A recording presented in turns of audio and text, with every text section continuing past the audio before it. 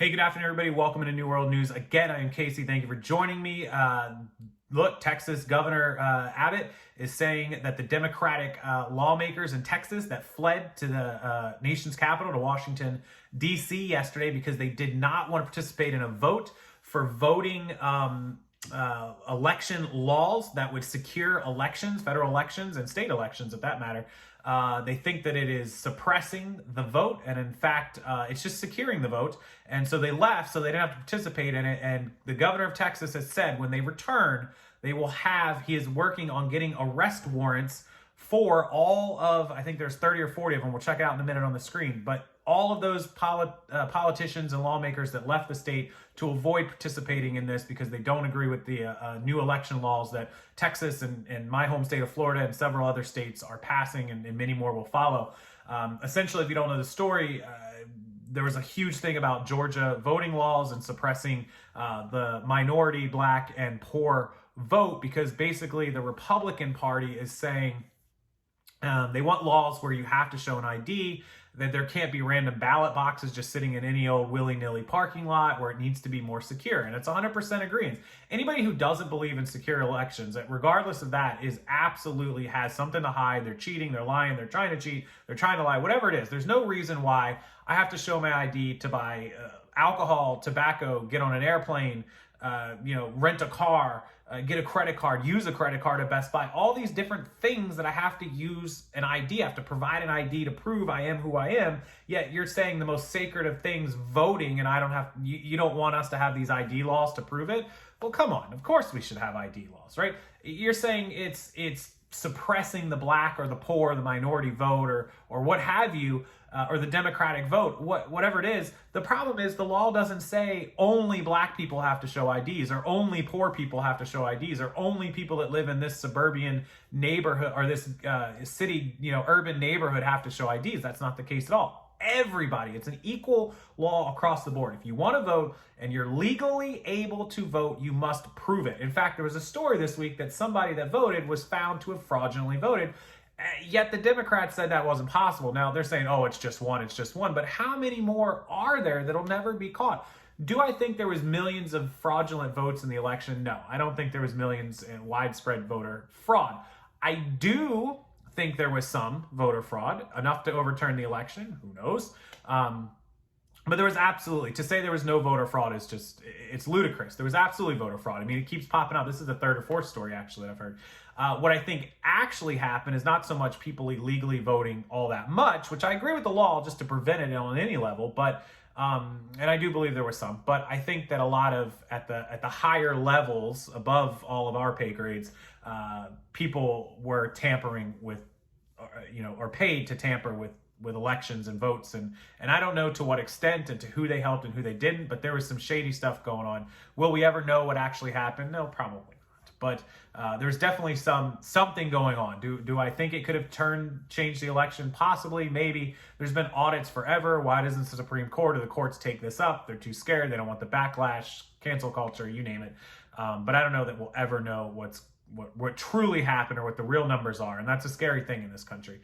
But if the least we can do is secure the elections, then we should secure the elections, and that's just what I think. But anyways, let's go over to my screen, to the iPad, and I'll show you the news story about Governor Abbott in Texas wanting to arrest his fellow politicians and lawmakers in the state for failing to participate in the vote on new securing election laws because they don't agree with it. They're not getting their way, so they're throwing a temper tantrum. They left the state. They went to D.C., and with that, we'll check out the story and see what's going to happen to them. Yeah, so this is straight from Austin, which is, of course, the capital of Texas. And this is hilarious because today's July 14th. I'm recording this. This was an update because the news broke on the 13th, late on the 13th. But yesterday, the 14th/today, was the update. The Texas House voted Tuesday to send for the Democrats who left the state for Washington in a dramatic move intended to block the passage of a GOP priority elections bill authorizing the use of arrest warrants if needed to compel attendance. Democrats officially broke quorum in the chamber on Tuesday when the 150-member body convened just after 10 a.m. with only 80 members present.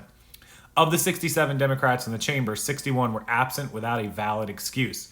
Meantime, a depleted Texas Senate met Tuesday to debate and vote on a GOP elections bill that Democrats bitterly oppose, even though passage of Senate Bill 1 would have no practical effect unless House Democrats end their walkout and return to Texas. 9 Senate Democrats skipped the debate to travel for Washington for what turned into a show of solidarity with House counterparts after 4 Democrats remain in Texas, putting 22 senators on the floor Tuesday, one more than needed for the quorum.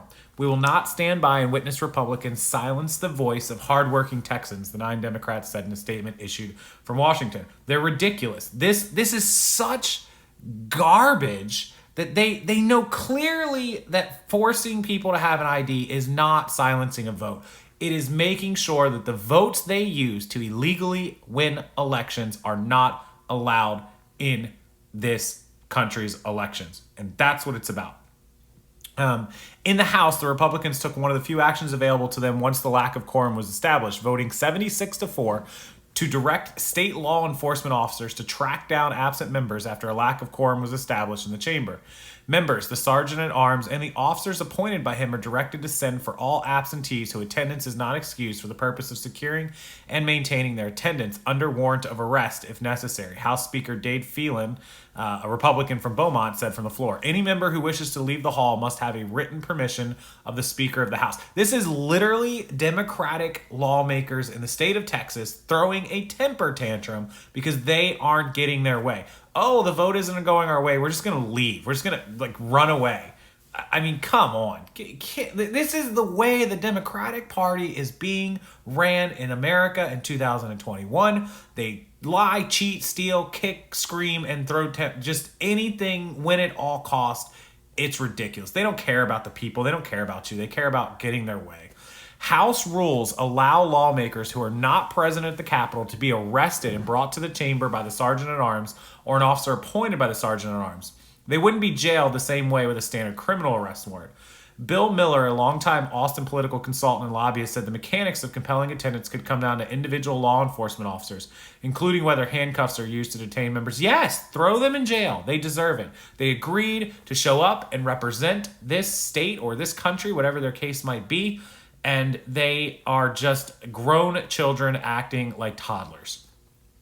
Plus, by crossing state lines, the quorum-busting Democrats have escaped the jurisdiction of Texas law enforcement, a fact Representative Jim Murphy, chairman of the House Republican caucuses, acknowledged on Tuesday. Yes, the only ability they have is within the state. So what they're saying is these people knew that even if they were compelled by arrest warrant or threat of arrest, if they left Texas, Texas can't cross state lines to come get them. We hope that all those legislators not here will, by their own will, choose to come back here and do the work. That's what they were elected to do. That was the oath they swore to, and those were the rules we adopted. We think their better angels will prevail, and we'll see them here. There you go. You took an oath. You agree. They're just... I can't anymore.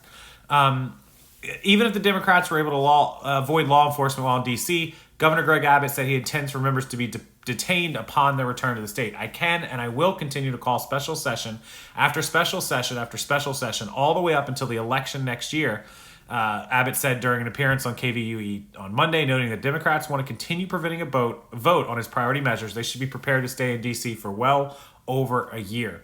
As soon as they come back to the state of Texas, they will be arrested, he said. They will be cabined inside the Texas Capitol until they get their job done. The NAACP promised Tuesday to pay associated costs if any Democrat was arrested for the walkout. War has been declared on democracy, and we will support anyone who stands up to defend it. We are fully invested in good trouble. Look, the NAACP already taken up arms to pay for the cost of them running from the state or possibly needing bail. Except this is like a whole new civil war in this country, but just not being fought on a battlefield. Do we see what is happening here?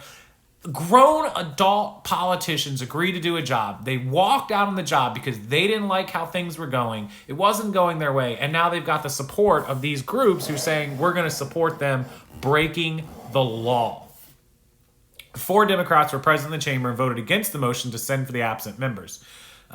these four people had excused absences. Morales said he supports his colleagues who decided to leave the state, but he opted to stay because of the political leanings of his Eagle Pass district. I think what my constituents expect is for me to be here at the Capitol to make sure that I'm fighting for their rights and that I fight in the opposition to this voter suppression, he said. Speaking after the House vote to send for the absent Democrats, everyone can fight and they can fight differently. My way of fighting is by being here.